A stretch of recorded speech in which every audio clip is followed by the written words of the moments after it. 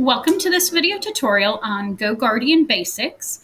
GoGuardian is a platform that you can launch in the classroom and it will monitor what students are doing on their devices.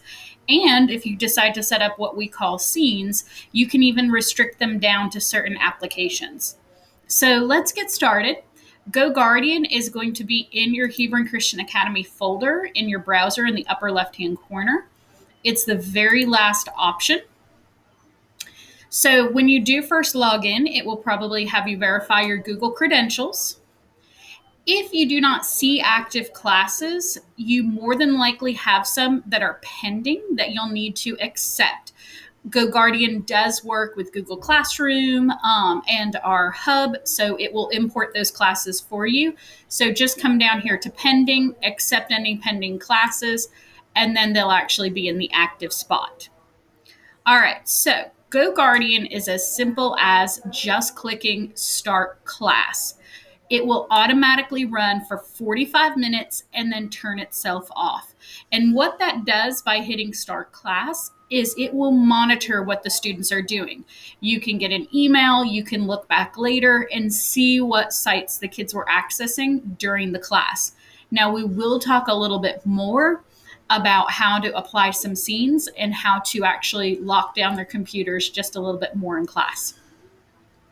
All right, but on this page, there is a blue link here that says check if a website is blocked. Now, teachers are functioning on one filter system, whereas students have a much stricter web filtering.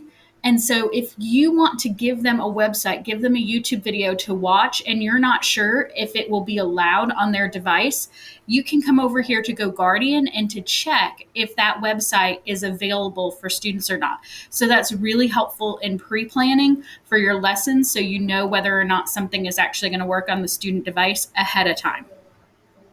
All right, so like I said, it's pretty easy. You just hit Start Class. And I have a couple of students in the class, and we will see their screens if they happen to be up on their devices populate here. You can see what's going on in their screens.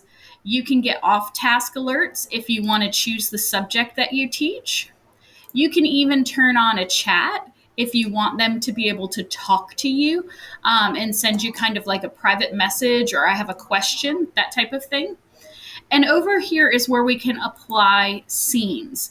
Now, scenes are where you're going to actually restrict their device. So right now I have one scene, and we're going to talk a little bit more about how to create your scenes.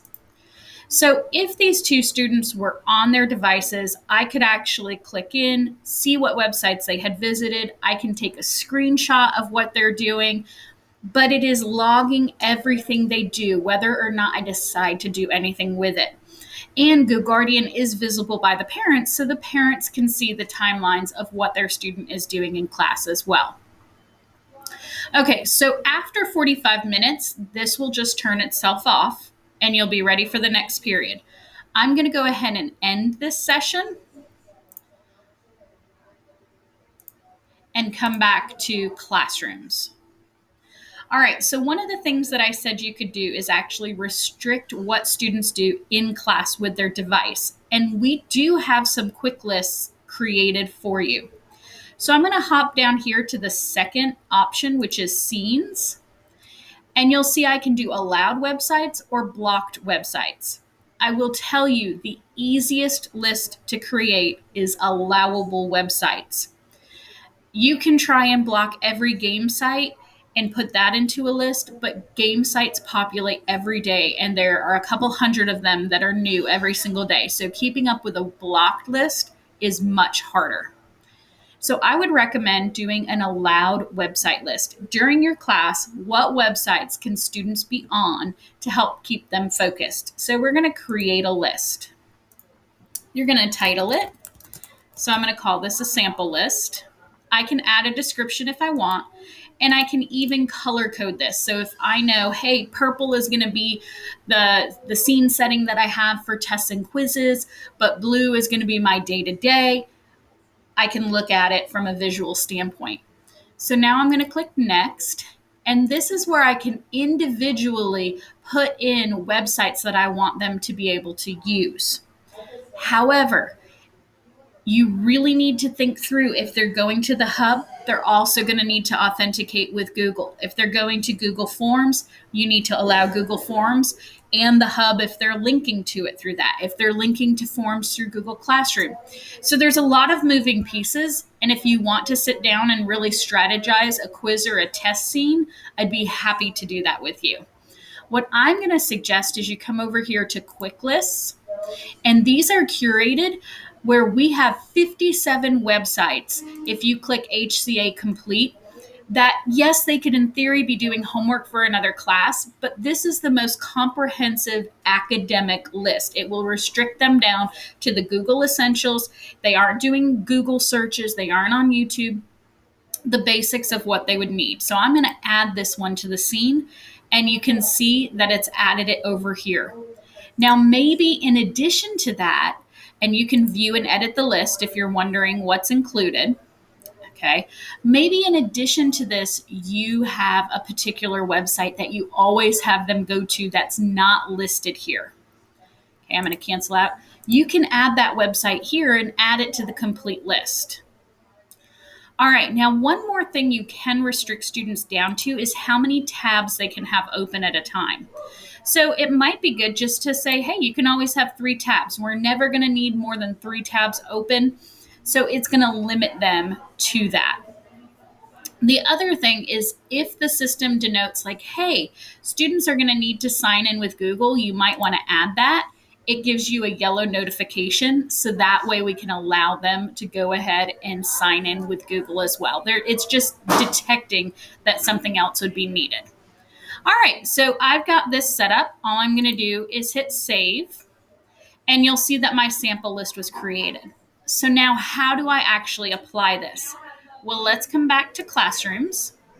Now, there's a couple of ways you can apply this. When I start the class, I can come over here to No Scene Applied and change it to my sample list.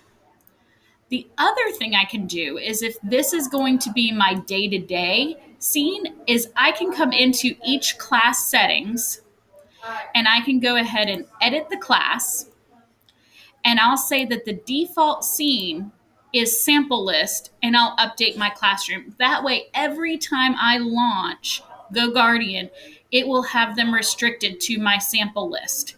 I can always go in and change it to No Scene Applied if something happens to get restricted that I need them to have access to.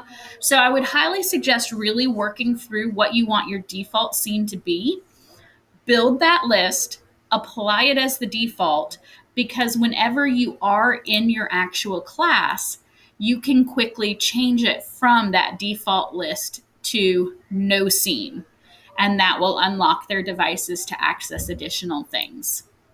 I'm going to end this.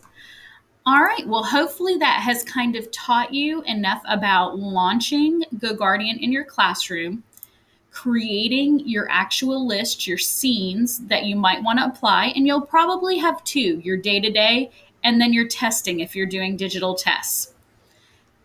These are the 2 primary areas I'm going to have you work in today. So if you do have any questions, feel free to reach out to me.